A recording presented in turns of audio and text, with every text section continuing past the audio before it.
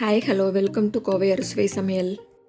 இன்றைக்கி நம்ம வீடியோவில் கேரட் கீர் ரெசிபி எப்படி செய்கிறதுன்னு தாங்க பார்க்க போகிறோம். என் சேனல் நீங்கள் இப்போ தான் ஃபஸ்ட் டைம் பார்க்குறீங்கன்னா கோவை அறுசுவை சமையலை சப்ஸ்கிரைப் பண்ணிக்கோங்க. கூடவே பக்கத்தில் இருக்கிற பெல் ஐக்கானையும் மறக்காமல் ப்ரெஸ் பண்ணிக்கோங்க. அப்போ தான் நான் போடுற புது புது வீடியோஸோட நோட்டிஃபிகேஷன் உங்கள் மொபைலுக்கு ரிசீவ் ஆகும்.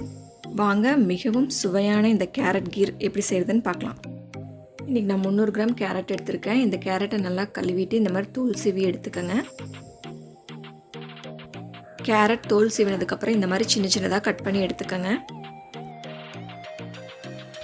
குக்கரில் கேரட் வேகிற அளவுக்கு தண்ணி ஊற்றிக்கோங்க. நம்ம இப்போ கட் பண்ணி வச்சுருந்த கேரட்டெல்லாம் இதில் சேர்த்துக்கலாம்.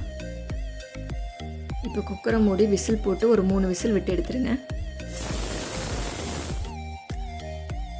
விசில் வந்ததுக்கப்புறம் குக்கர் ஓப்பன் பண்ணி பாருங்கள். கேரட் நல்லா வெந்திருக்கு. இது ஆறுனதுக்கப்புறம் மிக்ஸி ஜாரில் போட்டு அரைச்சி எடுத்துக்கலாம். இப்போ வேக வச்ச கேரட்டெல்லாம் மிக்ஸி ஜாரில் ஆட் பண்ணிக்கோங்க. இதில் கொஞ்சம் கேரட் வேக வச்ச தண்ணியும் ஆட் பண்ணிக்கோங்க. இப்போ இது நல்லா அரைச்சிட்டு வந்துடலாம். பாருங்கள், கேரட்டை நல்லா நைஸாக அரைச்சாச்சு. இப்போ ஒரு பவுலில் 1/2 லிட்டர் பால் சேர்த்து நல்லா காய்ச்சி எடுத்துக்கோங்க. பால் கொதிச்சோடனே 1 கப் சுகர் ஆட் பண்ணிக்கோங்க. சர்க்கரை கரையிற மாதிரி நல்லா கலக்கி விட்டுருங்க. நம்ம வேக வச்சு அரைச்சி வச்சுருந்த இந்த கேரட்டையும் இந்த பாலில் ஆட் பண்ணிக்கோங்க.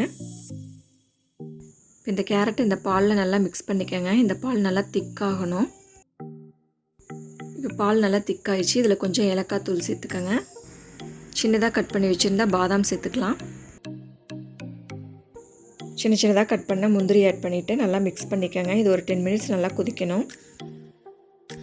அவ்வளோதாங்க, 10 மினிட்ஸ் நல்லா கொதிச்சிருச்சு. இப்போ அருமையான கேரட் கீர் சூப்பராக ரெடி ஆயிடுச்சு. இந்த கேரட் கீர் சூடாறினதுக்கப்புறமா ஃப்ரிட்ஜில் வச்சுட்டு நல்லா ஜில்லுன்னு சர்வ் பண்ணிங்கன்னா சூப்பராக இருக்கும். குழந்தைங்களாம் சிலர் கேரட் சாப்பிட்றதுக்கு ரொம்ப அடம் பிடிப்பாங்க. இந்த மாதிரி கேரட் கீர் செஞ்சு கொடுத்தீங்கன்னா ரொம்ப விரும்பி சாப்பிடுவாங்க. கேரட்ஸ் உடம்புக்கு ரொம்ப நல்லதுங்க. இந்த நட்ஸ் கூட சேர்ந்து கேரட் கீர் குடிக்கும்போது ரொம்ப அருமையாக இருக்கும்.